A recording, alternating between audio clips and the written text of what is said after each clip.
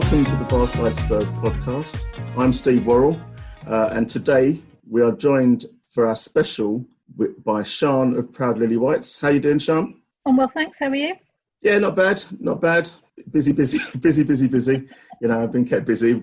This is, as I say, special. And we normally record on a Monday, so we've just not long recorded our normal podcast for the week. I wanted to take the opportunity, obviously, to where I could to get our guest on. So this was an opportunity that obviously I couldn't miss. So happy to squeeze it in amongst all the other stuff. And as we kind of unlock a little bit, suddenly my evenings are going to become a lot more busy in terms of activities that I'm expected to do. So yeah, it's just kind of a case of squeezing where you can. So yeah, not bad at all. Thanks. So we're also joined by our special guest today, former Spurs captain, the Spurs Women captain, to clarify, Jenna Schillaci. So how are you doing, Jenna? Yeah, I'm good, thank you. Keeping busy. Yeah.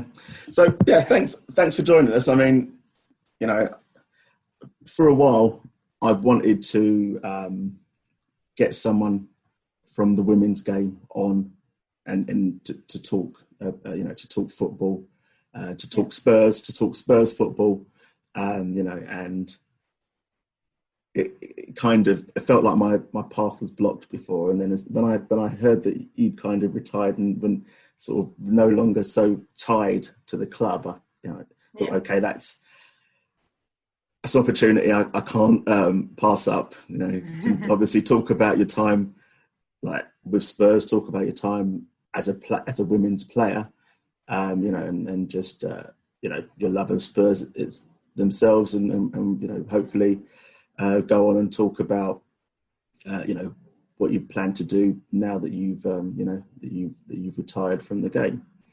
Yeah, sounds good. Okay, fantastic stuff. Okay, so yeah, as I say, you're a Spurs fan yourself, right? And you grew up on the terraces. So do you want to talk us? How did that happen? How did that come about for you? Yeah, so as you say, I've grown up a Spurs fan. My family are big Spurs fans. My mum grew up in Wood Green, not far from Tottenham. So yeah, as a kid, we had season tickets growing up. I had two brothers. I've got two brothers as well who are Spurs mad. So our season tickets were the Paxton End, just behind the goal. Okay. So yeah, it was the Ian Walker kind of era that I was down there behind that goal. Just got really great memories of the kids from school. We'd all meet up at the station and our families go up. Our dads would go off and we'd go straight into go to the pubs. And we'd go into the ground to watch the players warm up as soon as it opened. I've got really fond memories and I loved every second of it. Okay. I mean, I was Paxton lower when I had my season ticket at White Hart Lane for a while, but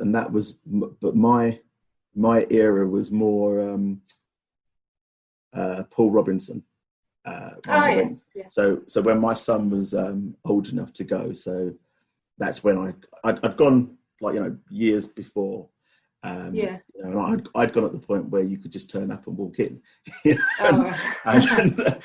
missed that bit. Yeah, and I used to go with my mum. So my mum was a Spurs fan, and I used to go with her, and we'd turn up and walk in. And then I stopped going, and I remember trying to go back. I think when we'd signed Klinsmann, and I hadn't been for a while, and I turned up, and I was like, yeah, one please at the and the guy just laughed at me. He's like, well, what are you doing? I said, well, just a ticket to go in, please. It was like, you can't just turn up and walk in these days, mate. You know what I mean? You need to plan. So that was a bit of a rude awakening. So I didn't go back for a while, and then when my son was old enough, and he heard me kept going on banging on about Spurs, and he was like, well, when are you going to take me? So so we ended up. I wanted to get quite low. Then I realised that I was so low that you can't see what's going on at the other end of the pitch. Yeah, I think we were similar. We were like the full throw back in the lower tier. Yeah. To the left of the goal. So yeah. But we were so close, and as a kid, you just want to be closer to the player, the better. Yeah, no, for sure. Like, and my son, obviously, he'd get a few autographs and be calling out to people as they like went past. Sian, where were you sat, like at the old White Hart Lane? I used to dot about the place. I didn't have a season ticket at the old place, so I just moved about wherever I could get a seat. Normally sort of at the north end though. Now I'm in the sort of stand along from the away supporters now in the new stadium with my season ticket. So, but I sit higher up unless I take my nephew. He likes to sit down close. So if we go, we try and sit closer. Although it's almost impossible to get him a seat these days. So when I did manage to get him there, we were quite high up, but he was very sweet about it, and it's a brilliant seat. when you were sort of dotting around, as you say, in the old White Hart Lane, did you ever experience that kind of season ticket snobbery of people around you that kind of, realised that you weren't season ticket holders and didn't therefore, sort of not kind of look down their noses at you for not being a season ticket holder and being sort of sat probably where a season ticket holder would normally have sat, but just wasn't there for that week at all? No, I didn't. I mean, I don't tend to just didn't really talk to people too much. I guess I just went in and watched the football and came away again. But no, I didn't really experience any problems. I mean, I think there was a certain amount of seats that were always not for season ticket holders, so hopefully that that's where I was sitting and things. But I never really experienced any problems with that. I mean, it's one of those things that when things are going well, I think that's when you kind of get, and then people don't care, so that's when they talk to you, So. Okay, as in, no, it's just that there was a woman at work, and her partner, they were members before we moved, like, to the new stadium, and she always said that she always felt uncomfortable, being sat in certain places because that she felt that as they walked in, people would be like, "Oh, who are they? Like, what are you doing? What are you doing here? We don't recognise you. What are you doing sat in so and so seat?" So. Yeah, it was just like, interesting stuff. So, okay, all right. So, Jenna, you say you two brothers. Was that part of your football journey? Was it them that helped you get into football, or was it just something that you had a passion for? Yeah, definitely. I think having two brothers influenced me getting into football. So I had an older brother and a younger brother, and they. Obviously, the weekends were taken up with driving them around to football matches and to training because there was nowhere for me to really go. So I just had to go along with my lunchbox and watch them and be the ball girl kind of thing, give them the oranges at half time. And we were always, whenever we got the chance, we were out in the street playing football or in the garden. Massively influenced. And I think playing with them up until I was probably like 13 or 14 probably made me into kind of the player that I am today as well. It wasn't until I was around about, I think it was 11 or 12 that I actually played in a team. So up until then, I was just following them around, like I said. They were a massive influence on me.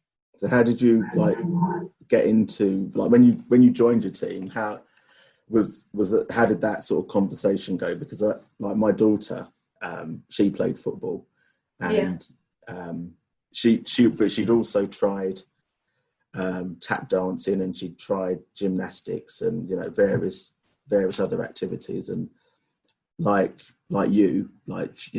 she had to follow us around while we took my son to football, and then one day she just said to me, "Oh, Dad, I want to play football."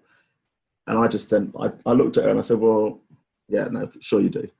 I just thought I just assumed it was seeing me having time with my son and wanting to have a similar kind of experience.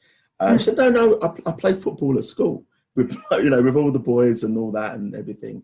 And it just so happened that one of her mates dad was starting up a team, so I just said, okay, knock yourself out, let's go.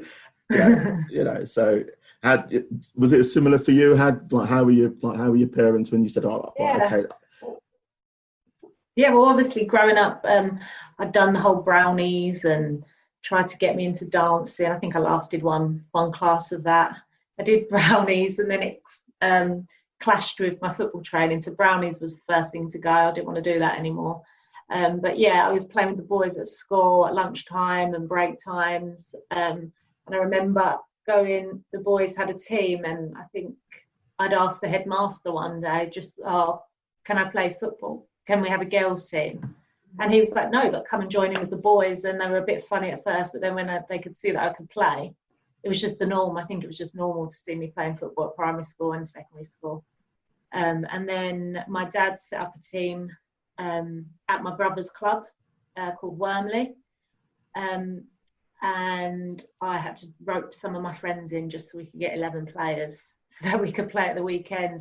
But then at that time, there were no local teams around, so we'd be travelling hours on a Sunday just to get a league fixture in.